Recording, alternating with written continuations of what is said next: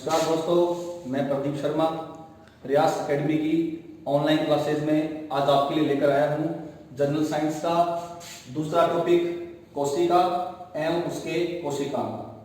दोस्तों, जैसा कि कल मैंने जो वीडियो आपके साथ शेयर किया था उससे अगला जो ये टॉपिक है, चूंकि कल वाला वीडियो थोड़ा सा लंबा हो गया था, इसलिए मैं आज के टॉपिक को जो कोशिका और उसके कोशिकांग हैं उसको 2 पार्ट्स में डिवाइड करूंगा। आज आपके साथ में कोशिका का टॉपिक लेकर आया हूं और इसके जो कोशिकांग और उनके जो कार्य हैं उनको मैं नेक्स्ट वीडियो में आपके साथ शेयर करूंगा।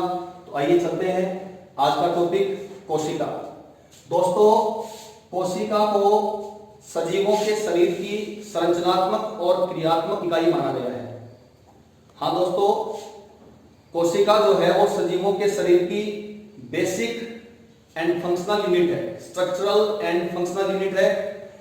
जैसा कि आप जानते हो, किसी मकान का जब निर्माण होता है, जब भी कोई मकान बनाया जाता है तो उस पूरे के पूरे मकान का जो स्ट्रक्चर है, ढांचा जो है वो ईंटों से बनता है।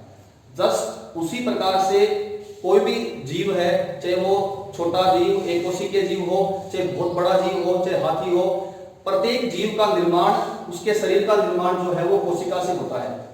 कोशिका के बारे में अगर बात करें तो दोस्तों, कोशिका की जो खोज थी वो सबसे पहले 1665 ईस्वी में रॉबर्ट हुक द्वारा की गई।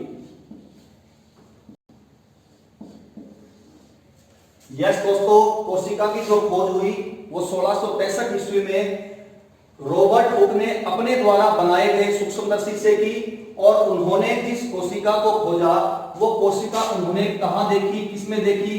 दोस्तों, इंपॉर्टेंट फैक्ट है, कॉर्क, जिसको हिंदी में काग कहते हैं।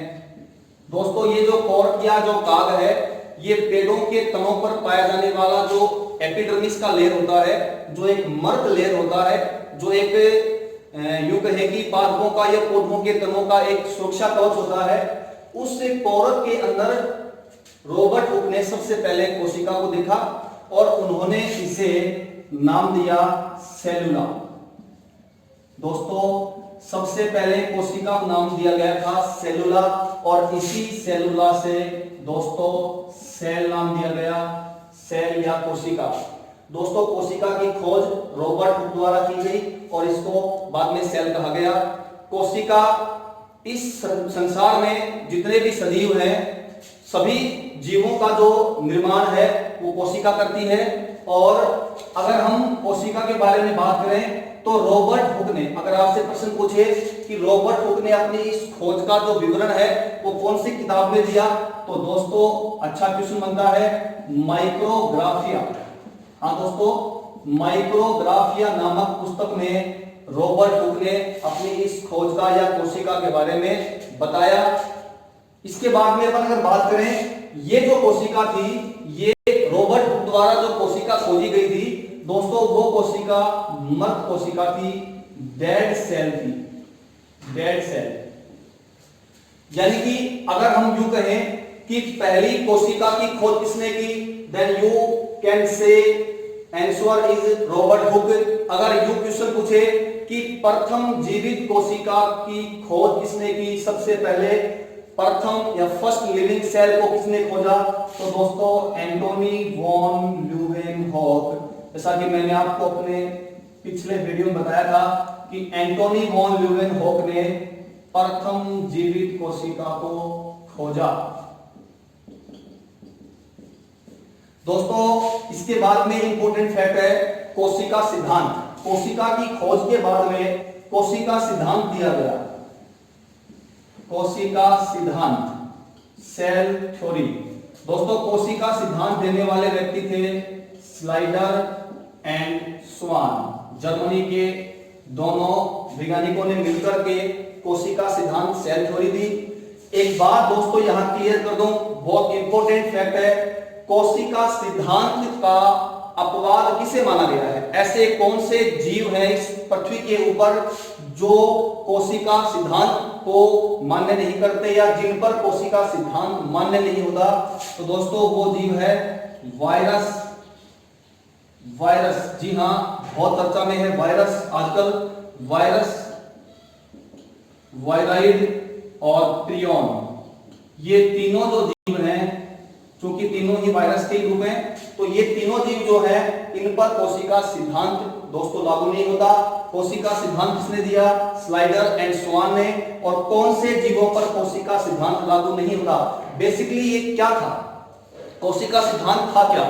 स्लाइडर और स्वान ने कुछ एक ऐसी मूलभूत बातें बताई कि कोशिका जो है उससे जीवों का निर्माण होता है। सभी जीवों की कोशिकाएं, चाहे वो एक कोशिकीय जीव हो, चाहे बहुकोशिकीय जीव हो, उपापचयी तौर पर, क्रियात्मक तौर पर सभी जीवों की कोशिकाएं समान होती हैं। इस प्रकार की कुछ एक बातें स्लाइडर और स्वान ने अपनी कोशिका सिद्धांत में बताई, जोड़ी। इसके बाद में एक नाम आता है इसी कड़ी में, रुडोल्फ विर्चोव का। दोस्तों याद रखना, इंपॉर्टेंट है, रुडोल्फ विर्चोव।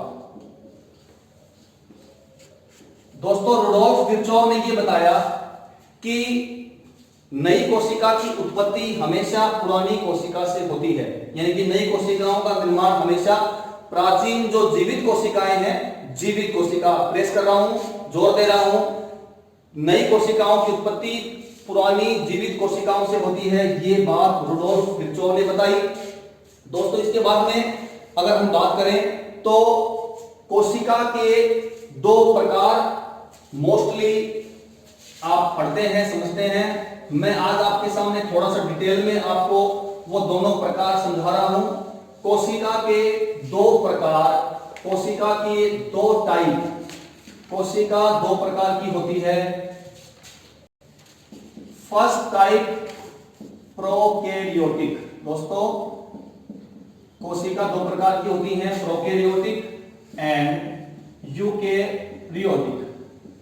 दोस्तों प्रोकैरियोटिक का मतलब होता है एसीन केंद्र की, और दोस्तों यूकैरियोटिक का मतलब होता है सेसीन केंद्र की। दोस्तों बेसिक जो बात है वो समझने की ये है, आप अगर नाम पे थोड़ा गौर करोगे तो आप समझोगे कि वो कोशिका, ये आधे कोशिका है, प्राचीन कोशिका है, सरलतम कोशिका है, और ये उसका एडवांस मॉडिफाइड रूप है।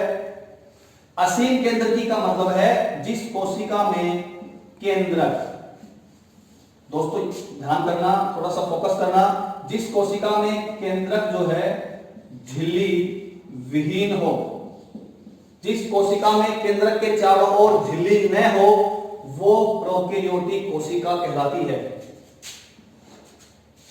अब अगर किसी कोशिका के अंदर, अगर हम बात करें यूं, ये कोशिका है और इसके अंदर ये केंद्रक है, और केंद्रक के अंदर आनुवांशिक पदार्थ के रूप में कोई भी पदार्थ, चाहे वो डीएनए, आरएनए हो, गुणसूत्र हो, अगर आप सपोज करो किसी कोशिका में ये झिल्ली अगर नहीं है, तो दोस्तों ये जो आनुवंशिक पदार्थ है, जो ये केंद्रक पदार्थ है, ये कोशिका में खुला बिखरे रूप में होगा।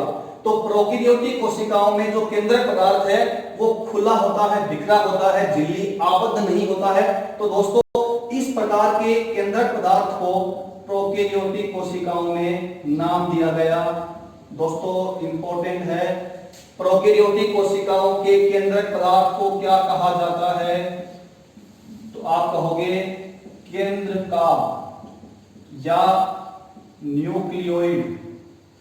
जी हां दोस्तों, प्रोकैरियोटिक कोशिकाओं के केंद्रक पदार्थ को न्यूक्लियोइड कहा जाता है। और चूंकि यूकैरियोटिक कोशिकाओं में झिल्ली जो है वो केंद्र के चारों ओर पाई जाती है, झिल्ली पाई जाती है, अर्थात केंद्रक झिल्ली युक्त होता है और केंद्रक की झिल्ली के अंदर उसका आनुवंशिक पदार्थ जो है वो उपस्थित होता है, जिसे यूकैरियोटिक कोशिकाओं में गुणसूत्र कहते हैं। दोस्तों यूकैरियोटिक कोशिकाओं में केंद्रक पदार्थ को गुणसूत्र कहा जाता है, प्रोकैरियोटिक कोशिकाओं में केंद्रक पदार्थ को, आनुवंशिक पदार्थ को न्यूक्लियोइड कहा जाता है, जो मोस्टली डीएनए या आरएनए इनमें से कोई भी एक होता है। तीसरी इंपॉर्टेंट बात दोस्तों, प्रोकैरियोटिक कोशिकाओं में झिल्ली से आबद्ध जो कोशिकांग हैं, झिल्ली युक्त कोशिकांग, जैसे आप जानते हो माइटोकॉन्ड्रिया, लाइसोसोम, गोल्गी काय, एंडोप्लाज्मिक रेटिकुलम, इस प्रकार के जो कोशिकांग हैं वो प्रोकैरियोटिक कोशिकाओं में नहीं पाए जाते। और यूकेरियोटिक कोशिकाओं में ये सारे के सारे जो झिल्ली युक्त जो डेवलप्ड जो ऑर्गेनल्स हैं, जो कोशिकांग हैं, ये यूकेरियोटिक कोशिकाओं में दोस्तों पाए जाते हैं। नेक्स्ट बात अगर हम कहें प्रोकैरियोटिक और यूकेरियोटिक के बारे में, तो दोस्तों प्रोकैरियोटिक कोशिकाएं जो हैं इनमें हिस्टोन प्रोटीन का अभाव होता है दोस्तों। हिस्टोन प्रोटीन, मैं आपको एक लाइन बताता हूं हिस्टोन प्रोटीन के बारे में। ये वो प्रोटीन है जो डीएनए के साथ मिलकर के गुणसूत्र का निर्माण करती है। तो प्रोकैरियोटिक कोशिकाओं में हिस्टोन प्रोटीन्स नहीं पाया जाता और यूकेरियोटिक कोशिकाओं में हिस्टोन प्रोटीन और नॉन हिस्टोन प्रोटीन दोनों डीएनए के साथ मिलकर के दोस्तों गुणसूत्र का निर्माण करते हैं। नेक्स्ट हम अगर बात करें प्रोकैरियोटिक कोशिकाओं में दोस्तों कोशिका विभाजन नहीं होता। कोशिका विभाजन की जो मेन दो प्रक्रियाएं हैं, जो दो प्रोसेस है, समसूत्री और अर्धसूत्री, वो दोनों दोस्तों प्रोकैरियोटिक कोशिकाओं में नहीं पाई जाती। प्रोकैरियोटिक कोशिकाओं में असूत्री विभाजन, जैसे द्विखंडन है, इस प्रकार के विभाजन से कोशिकाओं का विभाजन होता है, नई कोशिकाओं का निर्माण होता है। दोस्तों यूकेरियोटिक कोशिकाओं में कोशिका विभाजन की ये दोनों प्रक्रियाएं अर्धसूत्री एंड समसूत्री दोनों प्रकार पाए जाते हैं और इन्हीं विभाजनों से यूकेरियोटिक कोशिकाओं का दोस्तों निर्माण होता है। दोस्तों सबसे इंपॉर्टेंट जो फैक्ट मैं आपको बताने जा रहा हूं, पहले मैं आपको बताता हूं कि इस फैक्ट से क्वेश्चन शायद मेरे याद है कि एसएससी 10+2 में क्वेश्चन आया था कि निम्न में से किस जीव में क्वेश्चन था जीवाणु में माइटोकॉन्ड्रिया की संख्या कितनी होती है। जीवाणु में माइटोकॉन्ड्रिया की संख्या कितनी होती है। दोस्तों क्वेश्चन को थोड़ा घुमाया गया था। जैसे कि आपको मैंने बताया कि प्रोकैरियोटिक कोशिकाओं में mitochondria, lysosome, Golgi body, endoplasmic reticulum, तारका, इस टाइप के जो झिल्ली युक्त कोशिकाएं हैं वो नहीं पाए जाते। और जीवाणु जो है दोस्तों वो प्रोकैरियोटिक कोशिका का एग्जाम्पल है, तो इसका आंसर 0 होगा। मतलब प्रोकैरियोटिक कोशिकाओं में माइटोकॉन्ड्रिया नहीं पाया जाता। दोस्तों मैं अब आपके साथ जो फैक्ट शेयर कर रहा हूं दोस्तों, उस पर फोकस करना। ये है प्रोकैरियोटिक कोशिकाओं के एग्जाम्पल, ये आपको याद रखने हैं।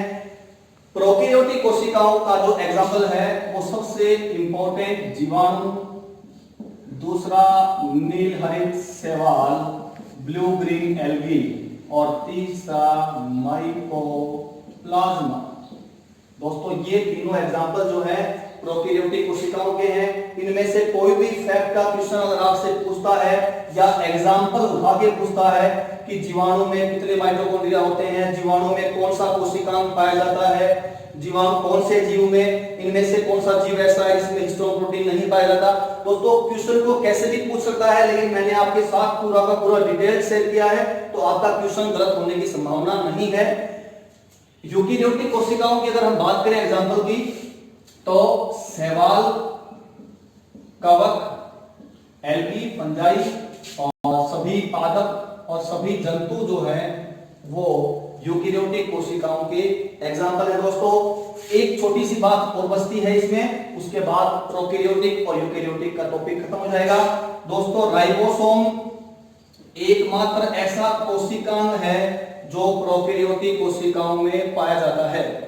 दोस्तों प्रोकैरियोटिक कोशिकाओं में एकमात्र कौन सा ऐसा कोशिकांग है जो पाया जाता है, राइबोसोम। अगर इस क्वेश्चन को थोड़ा और डीप करें, आपसे पूछे प्रोकैरियोटिक कोशिकाओं में दोस्तों कौन सा कोशिकांग होता है, वो किस टाइप का होता है, क्योंकि राइबोसोम के दो टाइप होते हैं 70S एंड 80S, 70S और 80S।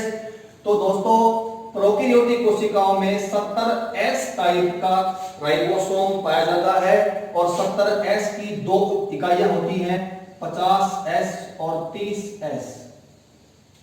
यूकेरियोटिक कोशिकाओं में दोस्तों 70S और 80S दोनों प्रकार के राइबोसोम पाए जाते हैं। 70S की उप इकाइयां मैं बता चुका हूं, 50S और 30S, और 80S की उप इकाइयां होती हैं 60S और 40S। दोस्तों ये है प्रोकैरियोटिक और यूकेरियोटिक कोशिकाओं का अंतर। थोड़ा सा आप इसको देख लेना, पढ़ लेना, और इसमें से क्वेश्चन आने की संभावना होती है। अब हम आगे चलते हैं। प्रोकैरियोटिक कोशिकाओं के बाद में दोस्तों इस पृथ्वी पर पाए जाने वाले जीवों को कोशिका के आधार पर बांटा गया। क्योंकि जब वर्गीकरण शुरू हुआ तो वर्गीकरण के लिए कोई ना कोई आधार की आवश्यकता थी, तो वर्गीकरण का एक आधार रखा गया, कोशिका की संख्या। तो जीवों का प्रकार, 2 प्रकार के जीव पाए जाते हैं इस पृथ्वी पर कोशिका की संख्या के आधार पर। पहला तो आता है दोस्तों एक कोशिकीय जीव, यूनिसेलुलर ऑर्गेनिज्म, और दूसरे दोस्तों बहुकोशिकीय। अब जैसा कि आप नाम से ही समझ पा रहे हैं कि एक कोशिकीय जीव जिनका शरीर, जिनका पूरा का पूरा जो सिस्टम है वो एक कोशिका में ही चलता है, वो एक कोशिकीय जीव। और जिन जीवों का शरीर 2 या 2 से अधिक कोशिकाओं से बना हो वो बहुकोशिकीय जीव कहलाते हैं। क्वेश्चन पुटअप होने की संभावना यहां से होती है कि निम्न में से कौन सा एक कोशिकीय जीव है। तो दोस्तों अमीबा है, युगलिना है, पैरामीशियम है, ये 3-4 एक नाम आपको याद रखने हैं जो एक कोशिकीय जीव हैं। और जितने भी डेवलप्ड ऑर्गेनिज्म, जितने भी बड़े जीव आप देखते हैं पृथ्वी पर, वो सारे के सारे बहुकोशिकीय जीव हैं। अब जीवों के प्रकार के बाद में एक छोटी सी बात आपके साथ और शेयर कर रहा हूं दोस्तों। कोशिका के अंदर कोशिका का जो कंट्रोलर है, कोशिका का जो नियंत्रक है दोस्तों, वो केंद्रक को माना गया है। और कोशिका के अंदर एक तरल भरा होता है, कोशिका के अंदर एक तरल भरा होता है जिसको जीव द्रव्य कहा जाता है दोस्तों, जीव द्रव्य, या इसको प्रोटोप्लाज्म कहा जाता है, प्रोटोप्लाज्म। तो दोस्तों पहली बात तो आपसे क्वेश्चन पूछे, थोड़ा अच्छा क्वेश्चन है, अच्छे लेवल का क्वेश्चन है कि कोशिका में जो जीव द्रव्य होता है वो किस अवस्था में होता है। तो दोस्तों आप बताओगे वो साइटोसोल अवस्था में होता है। जीव द्रव्य की अवस्था होती है साइटोसोल। दोस्तों जीव द्रव्य को हम बांट सकते हैं 2 भागों में, एक कोशिका द्रव्य साइटोप्लाज्म, साइटोप्लाज्म, और दूसरा है केंद्रक द्रव्य, कैरियोप्लाज्म, केंद्रक द्रव्य। दोस्तों ये है केंद्रक, केंद्रक, और ये है प्लाज्मा झिल्ली, जीव द्रव्य कला बोलते हैं दोस्तों। ये इस केंद्रक झिल्ली, सॉरी, इस प्लाज्मा झिल्ली के अंदर जितना भी आपको दिखाई दे रहा है उसमें केंद्रक भी आ गया, उसमें सारे कोशिकांग आ गए, इन सभी को मिलाकर के जीव द्रव्य नाम दिया गया है। यानी कि अगर हम कोशिका द्रव्य की बात करें, ये जीव द्रव्य कला प्लाज्मा झिल्ली, और यहां से केंद्रक झिल्ली के बीच का जो द्रव्य है ये कहलाएगा कोशिका द्रव्य, और केंद्र के अंदर जो द्रव्य भरा होता है उसको बोलते हैं केंद्रक द्रव्य। और दोनों को अगर आप मिला दोगे यानी केंद्रक भी आ गया और उसके बाहर प्लाज्मा झिल्ली के बीच तक का सारा द्रव्य जो मिला दोगे, देन इट्स कॉल्ड प्रोटोप्लाज्म, ये जीव द्रव्य कहलाएगा।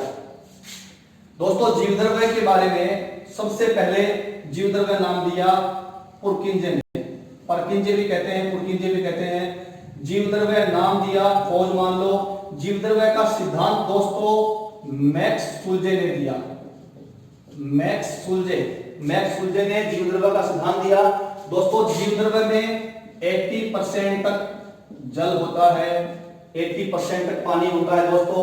जीव द्रव्य में 99% जो भाग है जीव द्रव्य का दोस्तों वो 4 तत्वों से 99% जीव द्रव्य का निर्माण होता है। वो है ऑक्सीजन, कार्बन, हाइड्रोजन और नाइट्रोजन। अगर आपसे प्रश्न पूछे, अच्छा क्वेश्चन बनता है कि जीव द्रव्य में सबसे अधिक कौन सा तत्व पाया जाता है, जीव द्रव्य के कंपोजिशन में सबसे अधिक योगदान किस तत्व का होता है दोस्तों, सबसे अधिक जो तत्व है वो ऑक्सीजन पाया जाता है। तो ये छोटी बातें थी जीव द्रव्य के बारे में। अच्छा जीव द्रव्य के बारे में एक लाइन और आती है कि किस वैज्ञानिक ने जीव द्रव्य को जीवन का भौतिक आधार कहा। दोस्तों हेक्सले ने जीवद्रव्य को जीवन का भौतिक आधार कहा था। जीवद्रव्य किसे कहते हैं? जीवद्रव्य कला के अंदर केंद्रक युक्त जितना भी पदार्थ है, केंद्रक युक्त सारे के सारे तरल को जीवद्रव्य कहा जाता है। इसके दो भाग होते हैं, कोशिका द्रव्य और केंद्रक द्रव्य। जीवद्रव्य नाम दिया परकिंजे ने, जीवद्रव्य सिद्धांत दिया मैक्सवेल ने। सर्वाधिक मात्रा जीवद्रव्य में ऑक्सीजन की होती है, जीवद्रव्य में 80% जल होता है। जीवद्रव्य को जीवन का भौतिक आधार दोस्तों हेक्सले ने कहा। दोस्तों 3 बातें और उसके बाद मैं टॉपिक को खत्म करूंगा।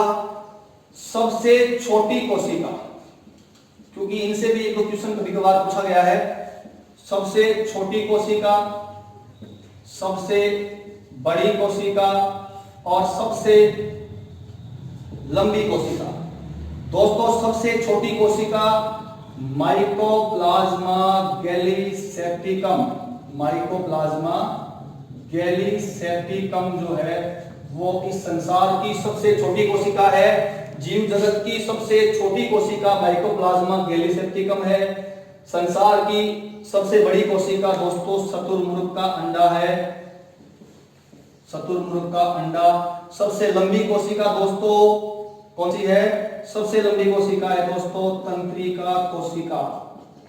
एक बात तंत्रिका कोशिका के बारे में आप और याद करेंगे कि तंत्रिका कोशिका ऐसी कोशिका है जो अपने जीवन काल में कभी भी विभाजित नहीं होती।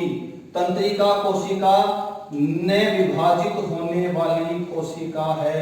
न विभाजित होने वाली कोशिका तंत्रिका कोशिका है। दोस्तों कोशिका के अध्ययन को साइटोलॉजी कहा जाता है। साइटोलॉजी कोशिका विज्ञान कहा जाता है कोशिका के अध्ययन को।